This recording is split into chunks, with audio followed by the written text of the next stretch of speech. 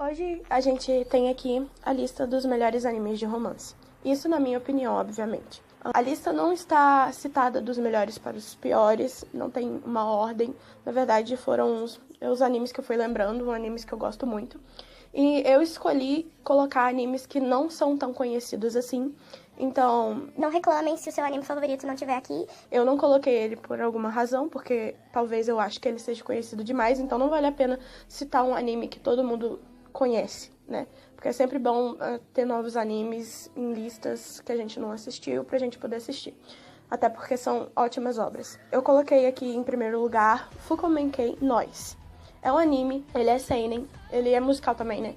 E ele segue a protagonista, Arisugawa Nino. Quando ela era criança, ela era a melhor amiga do vizinho dela e ela acabou se apaixonando por ele. E um dia ele simplesmente foi embora por causa das dívidas dos pais dele. Aí ela fica muito triste e ela acaba encontrando na praia um outro menino que se chama Yuzo. E ela acaba se tornando amiga dele e um dia ele também some.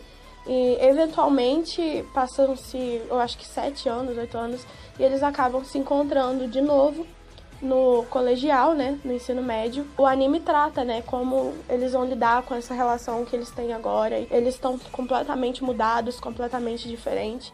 E é bem legal, até porque é muito bonito. Eu não vou explicar, porque eu não poderei dar spoilers.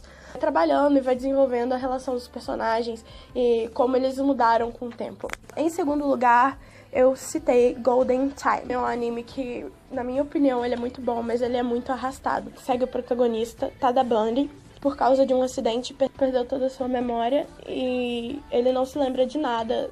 Aí ele vai pra Tóquio pra fazer faculdade, pra tentar uma nova vida. E ele acaba conhecendo um cara chamado Mitsu.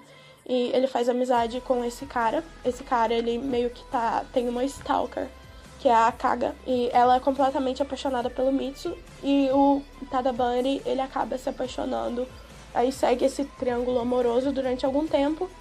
E na verdade é um quadrado amoroso, né? Porque tem a melhor amiga do Tadabunny de antes, né? Que ele não lembra. E ele fica tendo esse lapsus de consciência e de memória.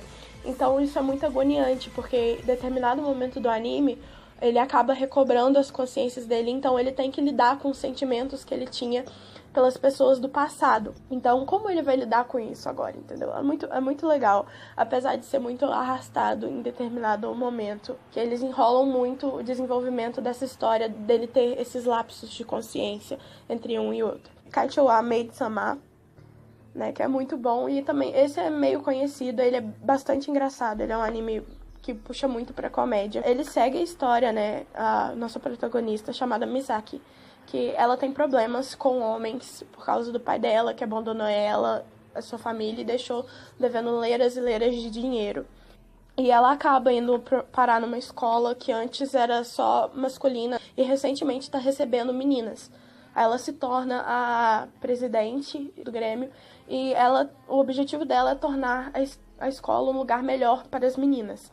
Aí, tipo, ela não se dá nada bem com os meninos e pra ajudar nas contas ela tem que trabalhar, né? Ela acaba trabalhando como empregada, né, naqueles cafés, naquele meio de café, sabe? Pô, o cara, né, o personagem principal, o protagonista, que, né, o School Idol, ele acaba se apaixonando pela Misaki, só que ela não gosta, tipo, não que ela seja lésbica, mas, tipo, ela tem um leve ranço de homem, assim, um leve trauma por causa do pai dela.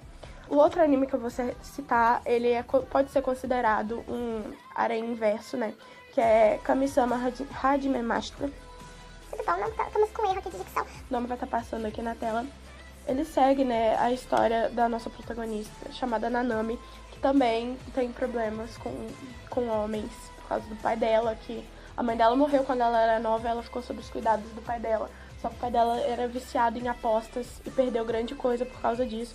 E um dia ela perde a casa por causa das apostas do pai dela e ela fica sem abrigo na rua. Então ela acaba salvando um homem de um cachorro. Esse homem acaba cedendo a ela o título de divindade da terra. E ela acaba indo trabalhar como deusa num templo, onde ela tem um assistente, que é o Tomoe, que é um yokai, trabalhando no templo para um deus. E é muito lindo e eles acabam eventualmente se apaixonando, só que Ela é uma humana que se tornou deusa e ele é um yokai, que seria correspondente a uma espécie de demônio. É muito bom o desenvolvimento desse anime, na verdade, entre passado, presente e futuro dos personagens. É um dos melhores que eu já vi. A relação entre eles acaba sendo muito bem desenvolvida e é muito lindo. E é um anime que você tem que assistir a primeira temporada, assistir os ovos, assistir a segunda temporada e assistir os ovos, porque o anime em si, o encerramento dele se tem nos ovos, né? Que o próximo anime é um anime que eu assisti recentemente, que é Soredemo Sekai wa. Ele segue, né, a nossa protagonista, a Nikki. Ela é a princesa, né, do Reino da Chuva. Nesse mundo, né, conta que o Reino do Sol dominou toda a Terra, né, e o rei, assim que ele assumiu o trono, ele dominou o mundo todo em 3 anos. Foi colonizando geral e tal. Aí o Reino da Chuva queria permanecer como uma nação independente.